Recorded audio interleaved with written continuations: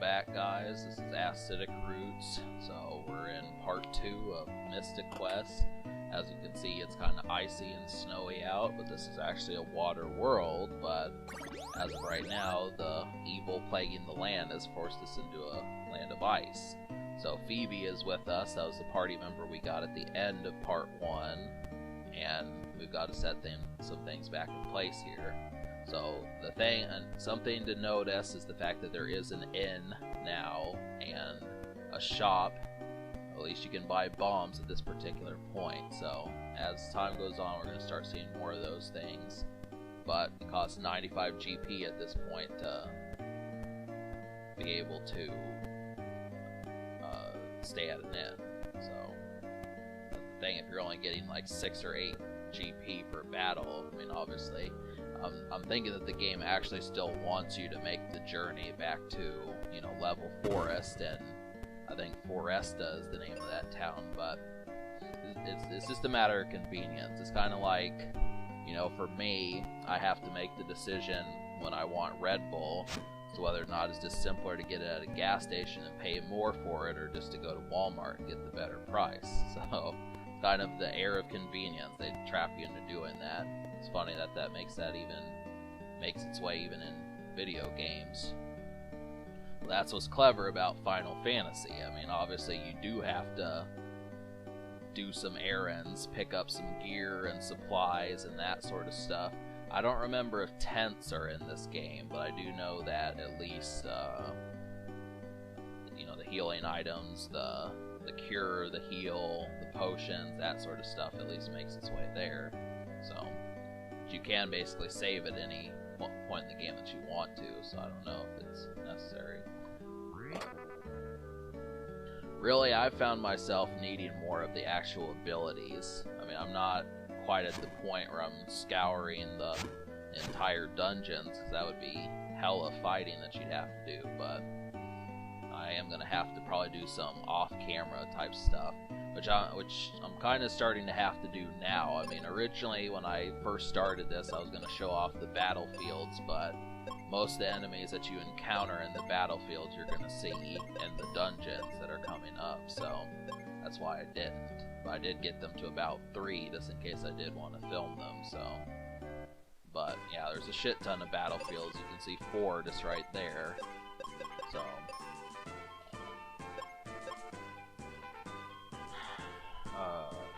Yeah, but we're going to head to the Wintry Cave. So I am going to show off a couple of these, but porcupine enemies. Maybe, yeah, similarities with that. Kind of ice-related. Kind of strange that a scorpion would be here, but still it's pretty slick at the same time.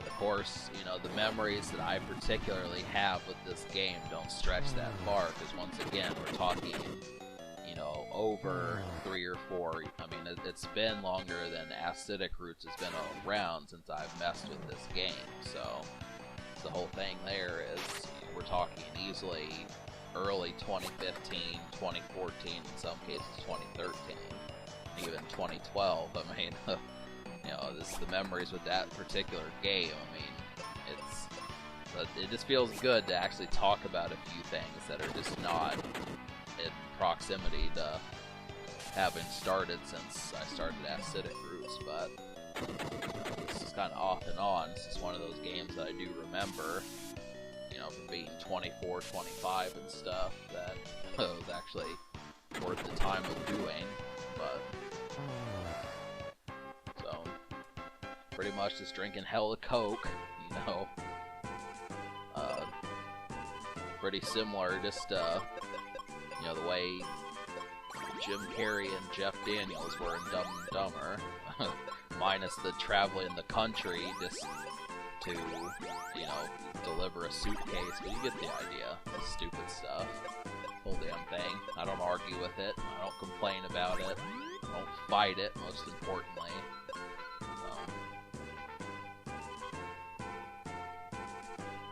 But yeah, I think the thing is me just trying. Oh, you know what? yeah, I was trying to get some more heal spells. You're gonna want some of those because a lot of the enemies are gonna use status effects. So obviously getting poisoned, paralyzed, and confused, pain in the rear. I'm trying to incorporate at least a couple of these belches. I mean, you don't hear it too commonly, but just the occasional little burp and shit. For any burp fans that are like real fans of my burps, but might be stumbling upon this decent little burp. But yeah, I might just have to go and reach for a Dr. Pepper, and then I could really do some.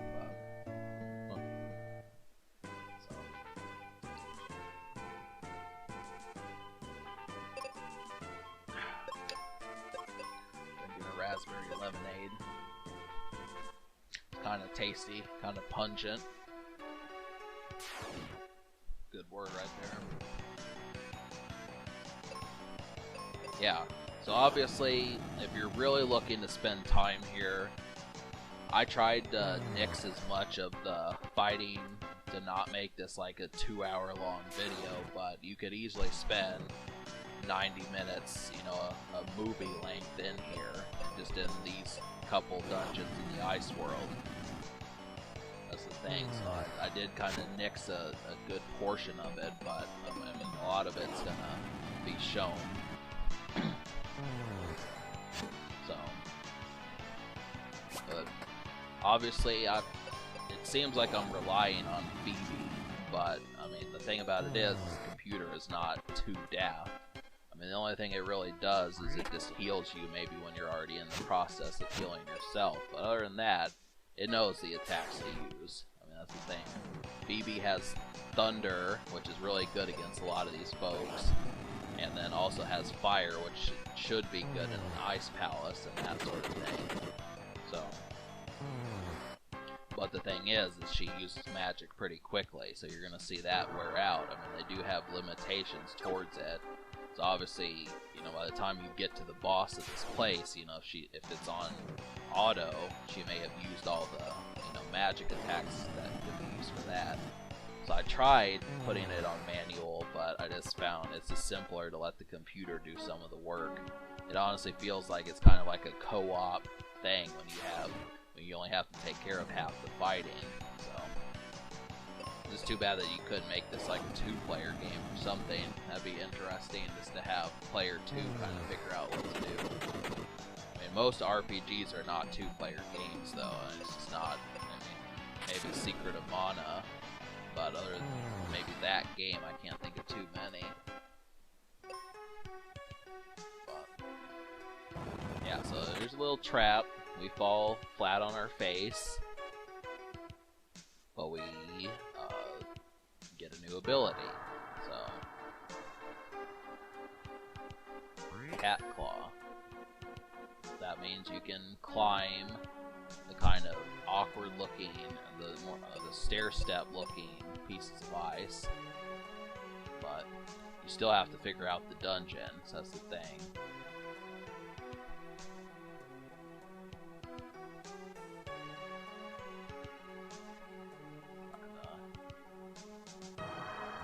Yeah, so I was glad to get those heal potions, just because, you know, it's going to be good to have a few extra things. But, you know, looking back, seeing as I've done this dungeon, it's interesting just watching the moves that you make. For any person who knows how to play this game, they can get to the boss pretty quickly.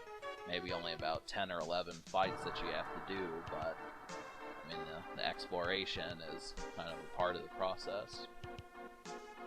But I can say, for those who actually haven't played through this game before, that this is not the only ice stage that you're going to see. So that's the thing. I mean, it would be a pretty short game if there was just like the 4 main dungeons and that was it. I mean, it's about the length of Zelda: Link to the Past. It's basically about the same size as that. And, yeah, which I would probably say, you know, maybe 4, 5, 6 hours, something like that, to beat the whole game. But, you know, seeing as now the length that I've been playing this game is now stretching into almost 2 hours, it's like, okay, you know, we're talking, I mean, Final Fantasy will get the hours out of you. Don't think it won't. I'm just very curious as to how long it's going to take for me to beat this game. But it's not to say it's not interesting. So.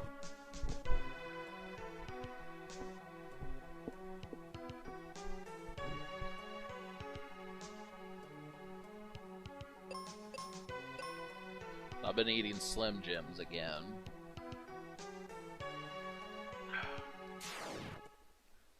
Just had a couple. Starting to think I need to start making like more errand runs. When I think of some of my family members that make these errand runs, you know, as far as like paying cable bill, you know, just regular bills, that sort of thing. I mean, it's the awkwardness of saying the shit that makes me want to leave the house. I am a person at this particular point that will leave the house just for Slim Jim. Now, some people would just say, I just need groceries, but it's like, no, I'm leaving the house because I need to get some Slim Jims. So that's the thing. Well, and I get the 14 packs, so it's just a question. Most people say, well, how many Slim Jims are you getting? It's like, well, you know, I can get 30 of them, but I mean, I don't know. I just don't buy those in bulk. I actually like the trip as far as going out and about just to get those. But it's just the craziness for any person is like, you know, you're leaving the house just for beef jerky. It's like, well, you got it. I mean, it's simple enough to find sort of activities. I do the same shit for Red Bull. And that's an errand in itself. I don't really talk about this with acidic brews, but it is the truth. I will leave the house if there is not Red Bull in the fridge, and in some cases, I mean, it's kind of off and on, but it's the same shit for Slim Jim. So, there's certain things that do that. But, I've had like 2 of those today. The whole damn thing has been kicking back with Slim Jim. I need to find, you know, an abundance of these sorts of things to do that for. Just a nice little burp. You know, Capri Sun used to be real good at those kinds of things. He would just have like a pretty damn good burp amongst that stuff, but.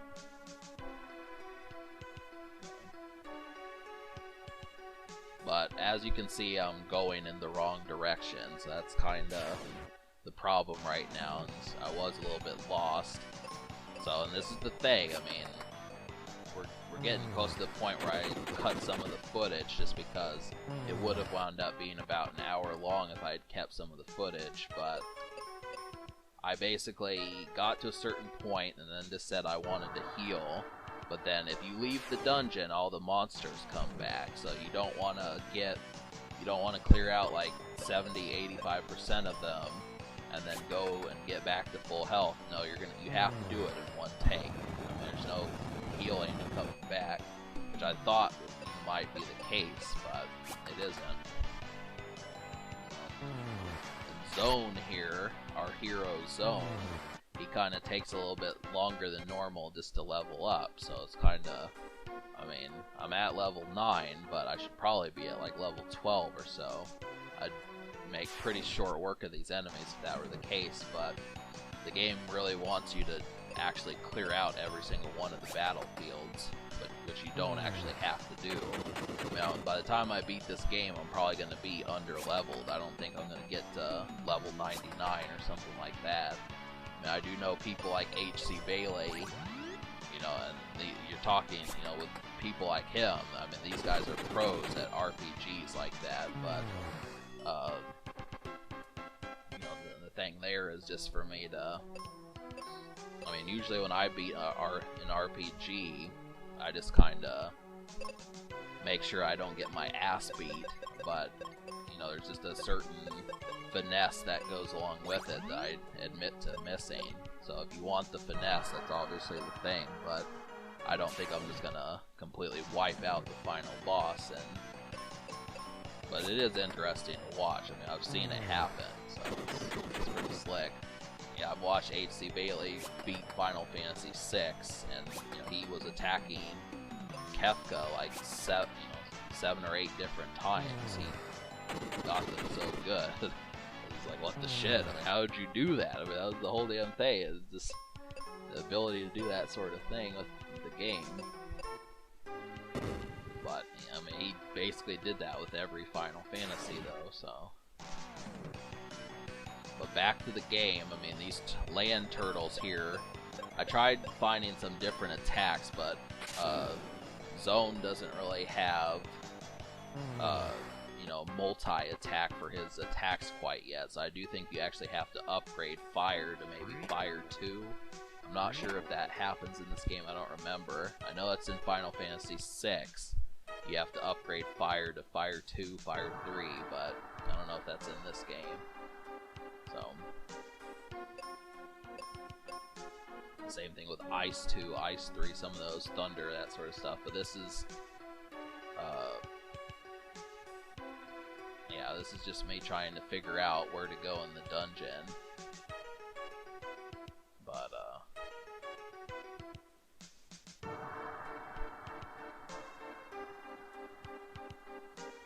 yeah, it's pretty prompt, you know.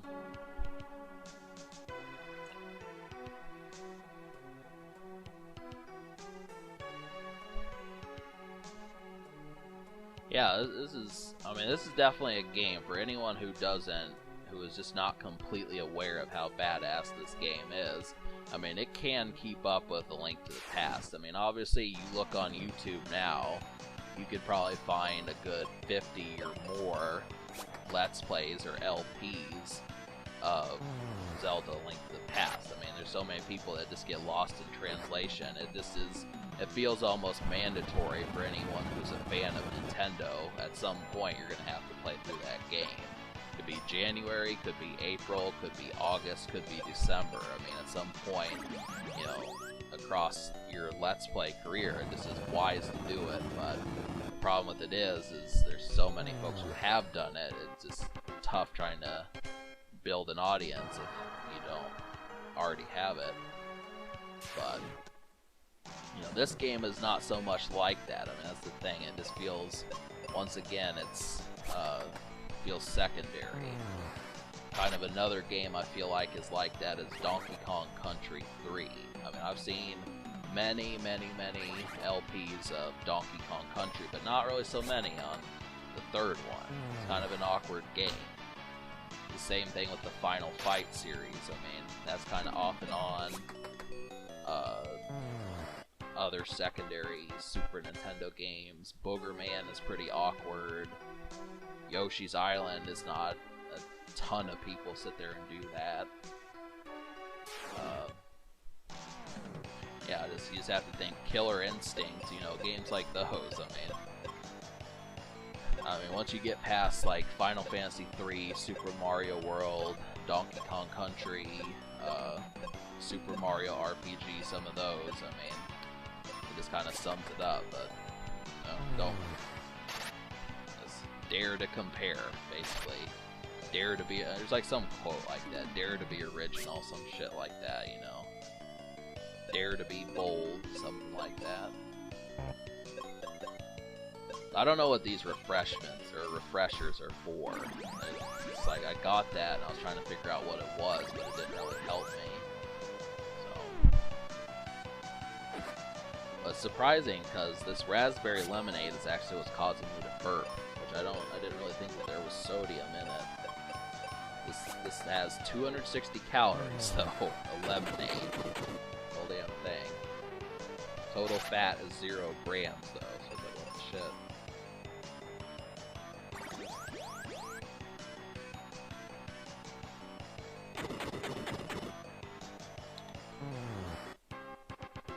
It's definitely gonna cause me to belch. Just like that.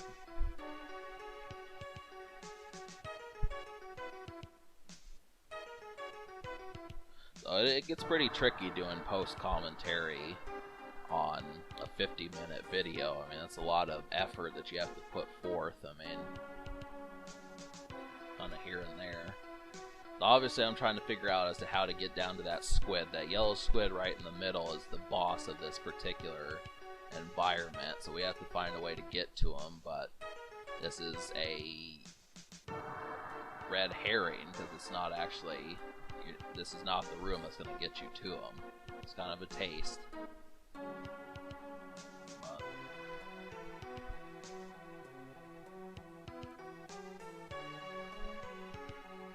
Pop my neck.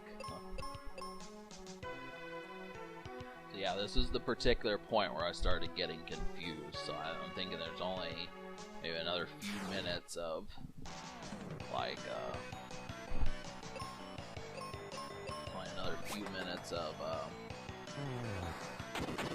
shit before I leave the dungeon and then come back, but I cut that part out, so I saved you about 10 minutes.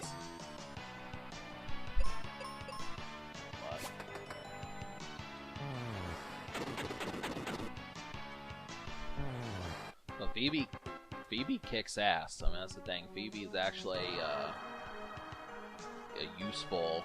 I mean, most of the partners are useful, but that's the thing. I mean, the only real weakness that these characters have is just that they use their magic too quickly. But they do have a lot of white magic, so they can heal you. So if you ever are too busy healing yourself and you run out of the ability to do it, you know, your computer can take the helm for a good while. But I mean, you're going to start to notice as the further you get into the game that the cure potions don't really help as much as they did. So it's kind of, you need like 4 of them more so than just 1 or 2. But yeah. And at the, you know, at the bottom of the screen where you see the health, where it's kind of the red meter of that is how much damage I've taken. You can actually change that to make it numbers. So it'll say like your health is 500 or something like that, and it'll be like 476 out of 500 and that sort of thing. But I just like it that way. It's a little bit more animated, kind of slick. So the same shit. I mean, there's just preferences. I mean, the more people you watch play through Mystic Quest, there's gonna be folks who have it a different way. Like, you may not find someone who has like the green menu. So this is an extra bit of taste for who's involved.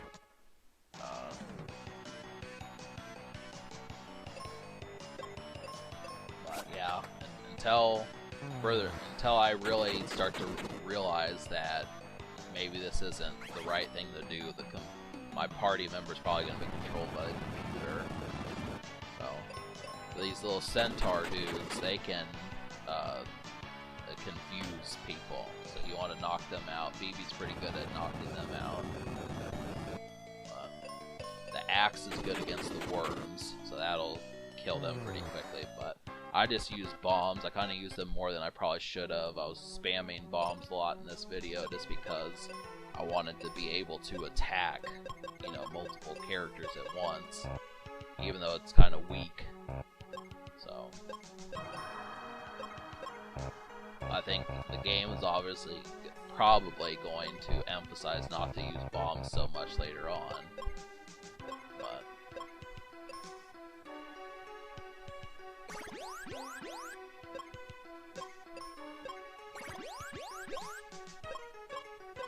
alright.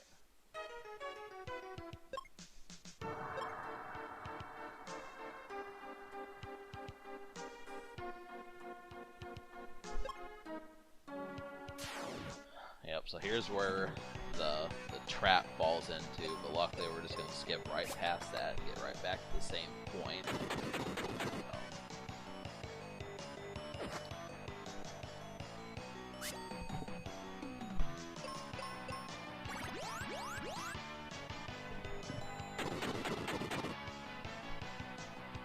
Phoebe really doesn't run out of her arrows quite as quickly. I mean, really, she kind of takes on more of like a healing type vibe, and I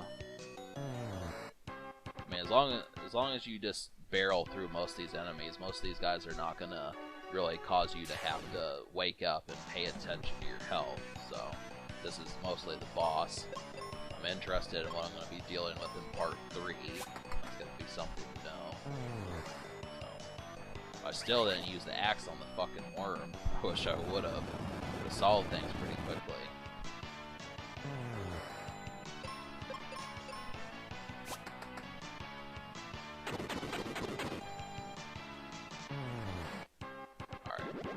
leveled up. Yep. Alright. So.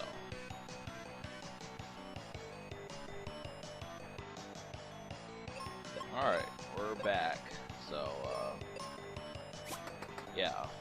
I took a break because obviously this is a 50-minute video. I didn't want to have to scrap it 40 or 45 minutes of the way through, so yeah, I do like to get these done in a pretty relatively quick take.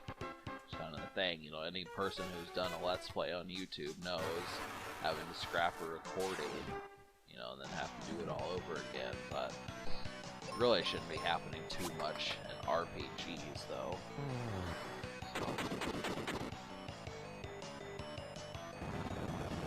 But I actually thought about it, and I was almost at the point saying, you know, if I were to do a second RPG, it would probably just be Final Fantasy for the NES. I would damn near reach a point where that is basically about the same length. I mean, I used to own Final Fantasy Dawn of Souls. I wound up selling it, but that basically included Final Fantasies 1 and 2 for the Game Boy Advance, which both of those came out for the original Nintendo, but it was just with remade graphics and stuff. So, you know, the whole thing about that was just the fact that, you know, 2 giant Final Fantasy games, which back in the 80s they were giant, it's really not that horrendous a playthrough. I mean, really, obviously Mystic Quest took the best elements of the Final Fantasy games and just made it to like a medium-sized adventure, but Final Fantasy was actually trying to be long, so I'm actually thinking I might do that one day. I mean, I'd have to pick up the game, have to study it a bit, and try to remember everything to do, because there is hella random battles and just a bunch of extra garbage. There, you know, we're at the boss just about, so. But yeah, I mean, Final Fantasy 1 is really not too much of a stretch. I think really that's a simple enough adventure. You're not going to probably catch me doing Final Fantasy 7 or anything, but I do like the idea of doing this one and Final Fantasy 1. But, you know, that's just kind of the whole thing there, so. Yeah, I do have kind of a backwards history with Final Fantasy. I mean, I have paid attention to them rather often. I think the first one I actually played was Final Fantasy VI, so it wasn't too much of a... I mean, yeah, I mean, obviously that game now, if you try to find that used, it's going to run you pretty much more than what it cost back in the mid-90s. That's just the thing about that, but, I mean, really, you can find it on the PlayStation, I think, anymore. I mean, Final Fantasy Anthology is probably the right way to go, just because, in Final Fantasy Anthology, you get cutscenes with Final Fantasy VI. That obviously, I mean, if you can't tell what Kefka and some of those guys, Setzer and Terra and Locke look like, just throughout the video game animations of them, I mean, they actually do have like 3D graphics of what they would look like. It's not too terrible. I mean, obviously, you know, the way I imagined them was a little bit different from the way they were shown, but, you know, whoever, I mean, the original artist, I mean, I have a Nintendo Power that actually shows some of the art as far as the way the artist who drew Final Fantasy VI actually saw them. And those are pretty good arts. I mean, that could easily... I mean, I do think that that could be worth some money, seeing the artwork as to how they did it. But I don't know if that same person did Final Fantasy IV, but... yeah, I mean, that artist was good. Basically, up there with manga artists, you know, people who did, like, One Piece and Naruto and some of those, Dragon Ball and that sort of stuff, but... it's good stuff. Yeah, we're almost at the boss. This boss is somewhat of a pain in the ass, but I do think I have enough at stake to where I can take him out, and you'll see that as we get forward.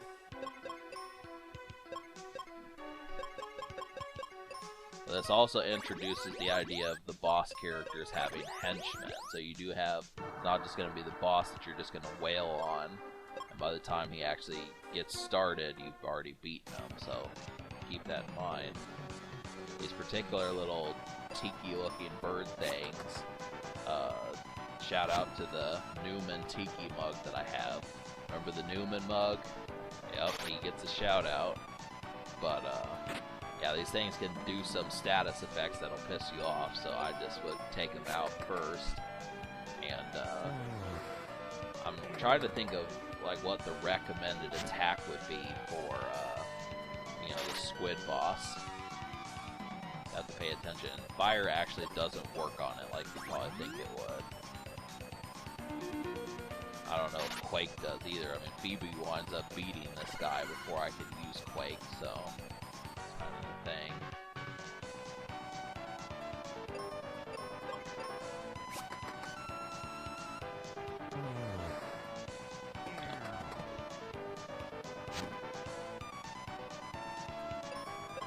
But yeah, I mean, don't get confused and thinking that this is like, you know, where things start getting real and, you know, you have to wake up and pay attention and shit. I mean, most people could probably sleepwalk. Any RPG pro is going to be able to knock this guy out quickly. This depends upon how much grinding you want to do. I mean, if you're someone who is going to take hours just to get 10% of the way done with the game, yeah, you'll probably excel more in the actual dungeons, but you know, I really don't have a problem with that. That's just the truth in it. I mean, I'm not gonna, you know, grinding actually works when it comes down to it. But it's funny me being able to beat this game here pretty soon. I'll be able to say I beat it in like 10 days. You know, any person who had actually played this back in 1993 would say, "Oh no, this was a summer game, or this was a game I played all winter," or something to that effect. But hang on, I think the cat wants in, so I'm gonna have to bring Hermione in here.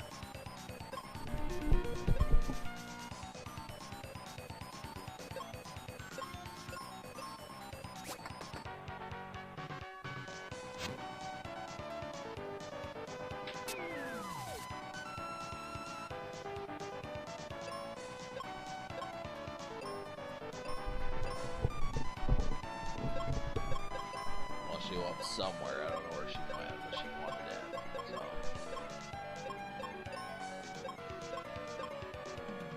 So I still have my lemonade, the one that I was drinking the first session of this recording.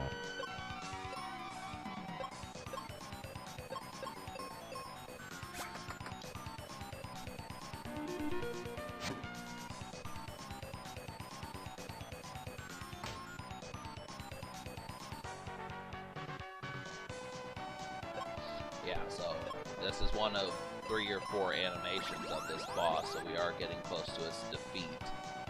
And,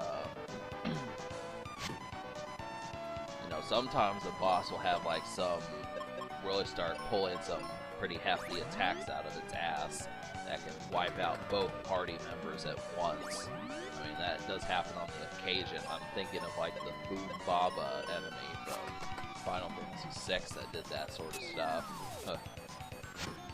At least that was its name in the Super Nintendo version. I forgot what they called it in the Game Boy version, but still was a pretty sick name. I mean, I haven't encountered something like that. I mean, there are like mythical creatures and like Japanese fan lore. It's like they have some, you know, fear-inducing creatures out there. It's just like, what the shit.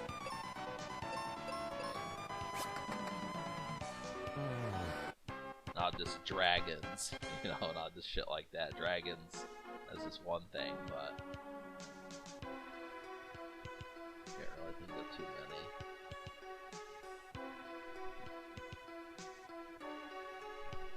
Alright, so we're gonna get the Libra crest, but we do have to leave this dungeon, like I was saying, so.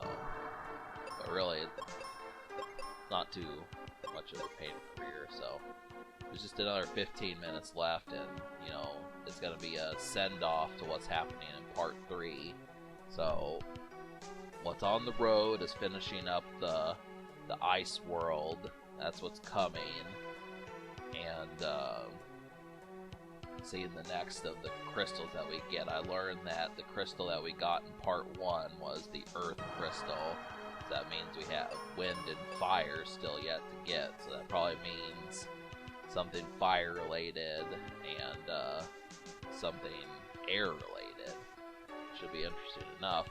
This is kind of strange with the ice world. I figured that that would have been like the 3rd crystal to get. So who knows? Might wind up beating this game in about 8 or so parts, something like that.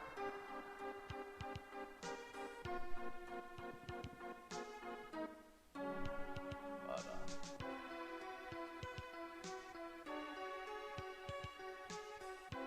Hermione, lay down. She's trying to be fritzy. It's not. I mean, normally she just pops right in front of the computer, but she's wanting something this time.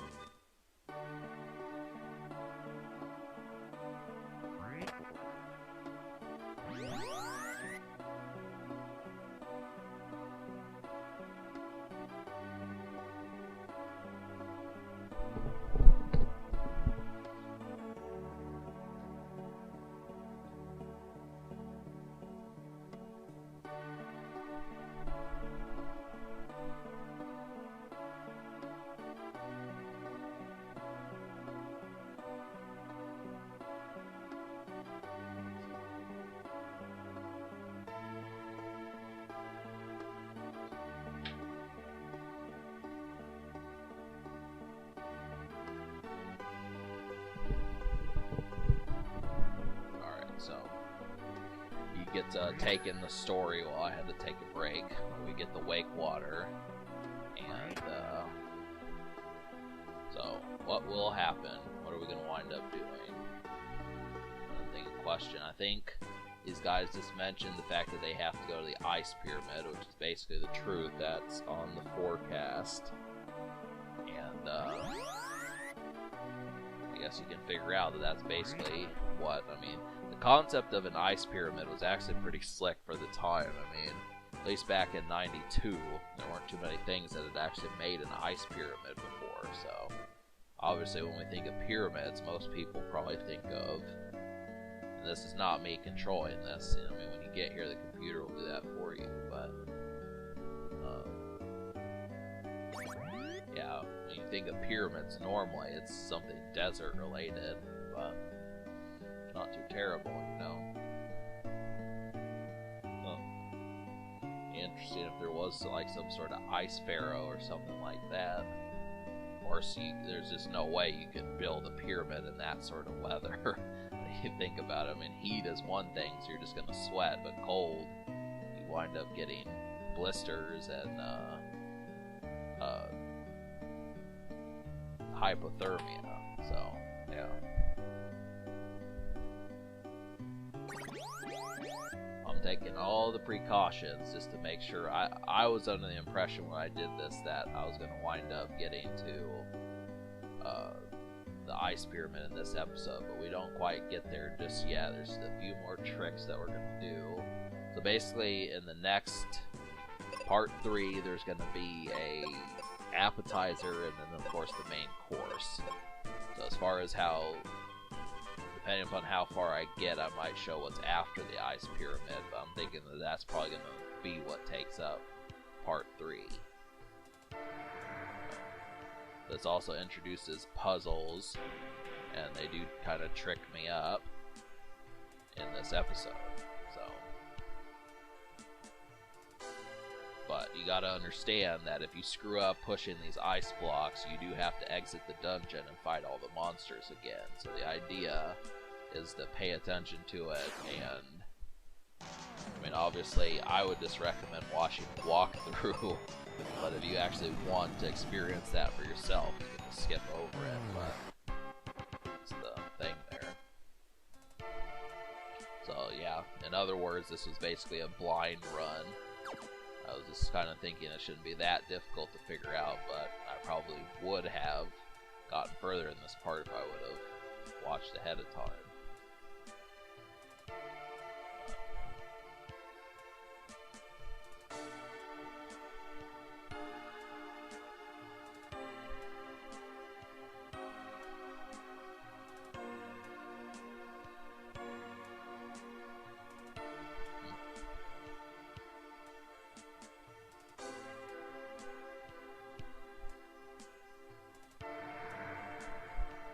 So yeah, this game's gonna put the jumping ability to use, and I think it's actually one of the few RPG games that has the jumping ability. The only other one that I could think of that uses that is basically the Zelda series. That would be in Link's Awakening. It's another kick-ass game, but I think it's just a little bit too long for my taste. Plus, I'm not sure I mean, that's one of the few Zelda games that I don't have confidence that I can beat. I've beaten Link to the Past, I've beaten the first Zelda, but I don't really know about whether or not Link's Awakening would be one of those. I've gotten pretty far in Ocarina of Time. I haven't actually beaten that game. And I have beaten Twilight Princess, but it's kind of off and on. So, but I also thought about doing Legend of Zelda, but I really want that to be more of a casual run, more so than, you know, get all the secrets run. Which it's recommended that you get all the hearts, especially for Ganon, but I mean that's the thing is, once again, that'd probably wind up being like a 20 or so episode part or series, but eventually I probably will be more receptive to making some of these videos longer, but between all the stuff that I'm actually doing and you know, year 4 of acidic roots, I have to kind of make sure. So I just don't want to be too oversaturated. You know, because right now I'm basically updating about 17 or 18 times a month, but even then I feel Frenchie updates like 4 or 5 times a month. I just feel like, you know, the sheer abundance. I mean, there's plenty of people who are doing videos every single day, but yeah, you know.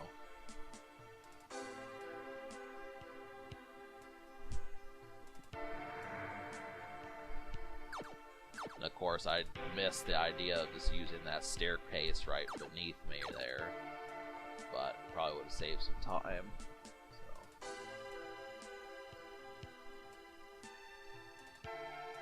I forget what this place is called. I think it's called like the Libra Temple, maybe.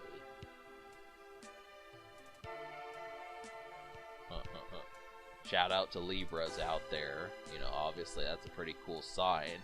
That means you were born in late September to about the late middle of October, which is a good time of year. I have some surprises that are coming out around that time. So damn thing, I'm looking forward to September 20th to about October 20th. That's pretty badass. It's a good time of year. It's autumn. It's not just summer, it's autumn. There's good stuff that happens around that time.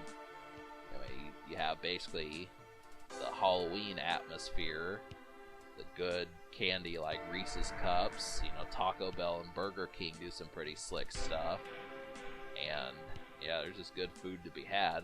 Some people are just paying attention to like the fall festivals and the hay rides and you know, the countryside stuff, but no, there's plenty of little slick stuff. So Libras, I recommend it. Obviously, Virgos are not too.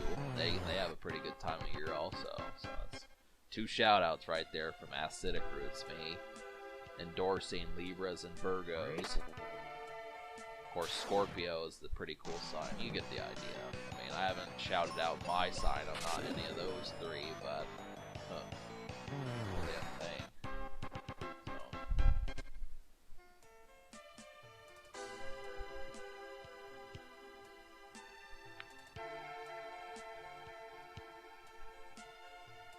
So yeah, I just figured out that I screwed up. Kind of pissed me off, but the whole damn thing is I actually screwed up a second time, so it's just like, damn it, you know, severely damn it. And that's the boss right there. That little crab thing is who guards this place, so basically I have to restart and do the whole damn thing. Now obviously, I think the reason why it's as short as it is just because having to do this repeatedly, like if they were to put more puzzles like this in, it'd get frustrating.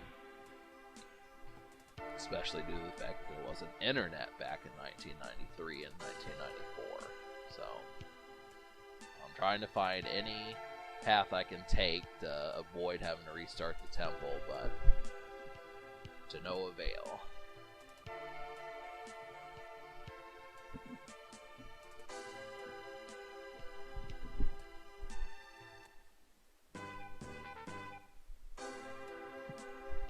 Luckily, I understand what to do now, so next time it's just gonna be like, okay, you know, we'll get through it. We will fight that boss, which was the appetizer that I was talking about before, and then we'll head to the ice pyramid. And yeah, it's gonna. We do have a ways to go before part 3 comes up, so.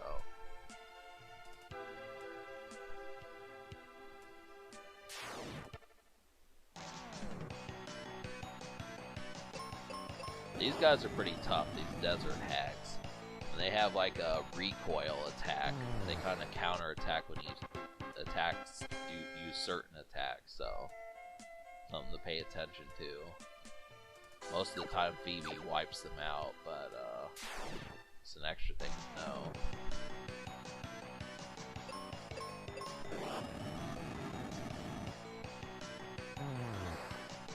They are weak against fire, so it's kind of, as I would assume most things here would be.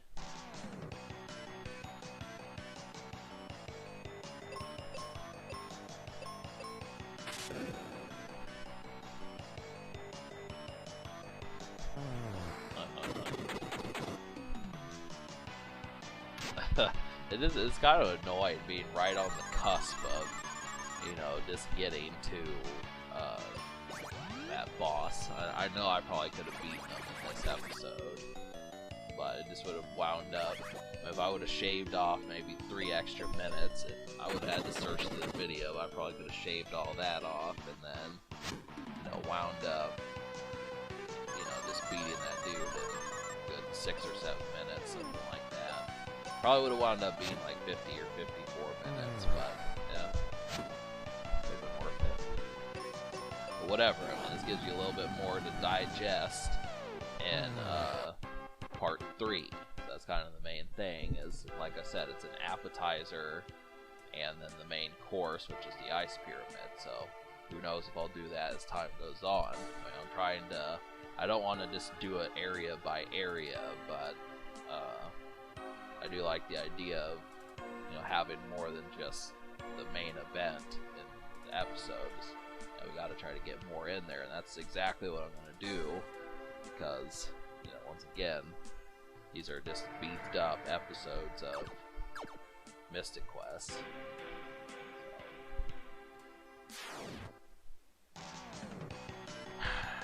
But, you know, we fight the gang here, and then you'll see what happens.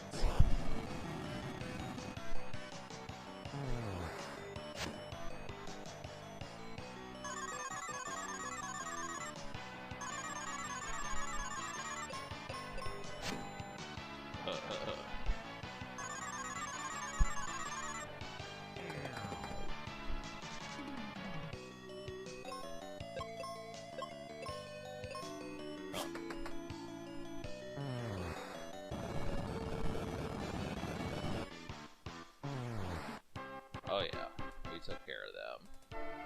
Alright, so let's get this next ice block and figure out what we have to do and stuff. So we'll see.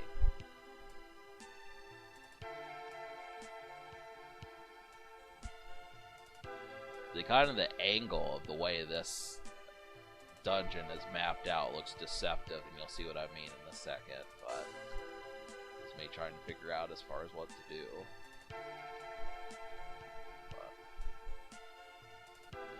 Go.